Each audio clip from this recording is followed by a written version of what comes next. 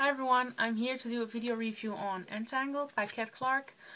This is a YA debut for 2011, so if you haven't added this to your debut author challenge list, be sure you do, because it's a good debut.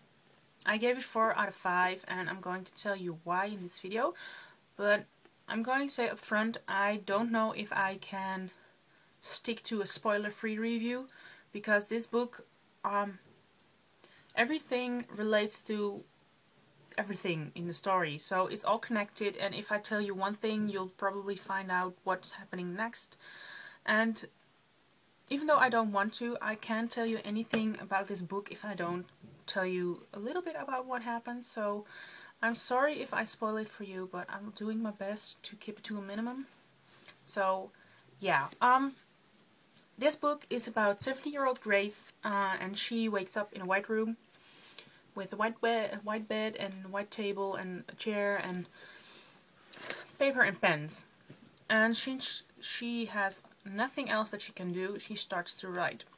And basically what she does is she writes down all her memories from the events that live up to the event where she did what she did. And I know that's cryptical, but I don't want to spoil it. And the storyline itself, all from her memories, is not really that original. And I could see it coming, but I have to say that the ending, even though it wasn't surprising, I thought it was very well written. I thought it was emotional. I loved how a minor character got a bigger role in the story, even though he was constantly overlooked in the rest of the book. She tells a little about what happened before she ended up in a white room, and she tells a little bit about a guy that she sees while she's in the white room. His name's Ethan, and he tries a little bit to help her, but Grace doesn't see that, and she just thinks she's there to bother her. But yeah, that's probably the only thing I can say about the story. It's all about memories and how she's dealing with it, and ultimately it lives up to climax, and that's the reason why she was in the room in the first place. So it's all tied together, and I thought the end was really well written, and I loved the ending, and even though it was sad, but I really like the ending. Grace is superficial. She only thinks about booze and going out to pubs, and sex is probably one of her main priorities. And she's just really superficial until she gets a boyfriend, and she starts to...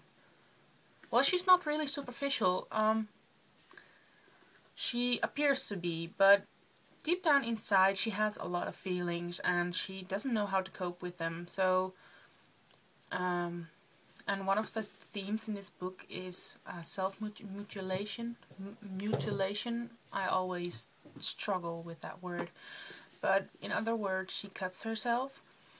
And I have to be honest, I like to see that themes like that are incorporated in today's new titles, because it's a taboo and no one really talks about it, and I think it's important that it's mentioned in books that young adults read, and I thought it was really well done in this book. She has a best friend, Sal, and Sal is a bit weird. For a best friend, she doesn't tell her best friend everything, really. So, I thought there was something wrong with Sal, and I was right. Well, not I was right, but she wasn't the best friend she was supposed to be. And then there's Nat, and he's her first love, and when they meet, he says something and I immediately thought what it was going to be at the end without saying anything. So yeah, and she's just. Now I'm going to say that I really like this book. I'm not going to say anything more about the storyline because I don't want to spoil it. I already said too much, really, because I really think that when you read the synopsis or the excerpt on the back, it's not. It doesn't tell you a lot about the book. It just says that she's in a white room and that she has no idea how she got there, and that she has to figure out why she got there. So that's for the reader to find out why she got there. And I really think you should read it instead of listening to me babbling about the storyline, because I'll just tell you what happens and that will ruin your pleasure in reading. But I love the fact that this is a British author. And I know I'm a dork like that, but I really like the British way of writing. I love that they say bloody.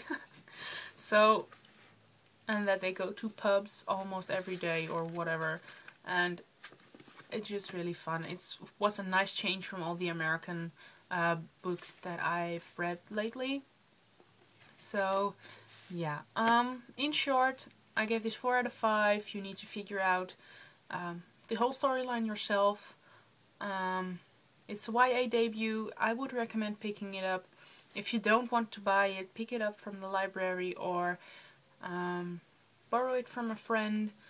But I would recommend reading this, and I don't know why I keep slamming this towards the camera. I'm sorry. So yeah, Entangled by Cat Clarke, 4 out of 5. So that's my review on Entangled by Cat Clarke. Again, you need to read the book in order to find out what the story is really about. But I really enjoyed it, and I hope you will too. And I hope this review helped you decide to pick it up or not. Anyway, that's it for now, and I'll talk to you guys later. Bye.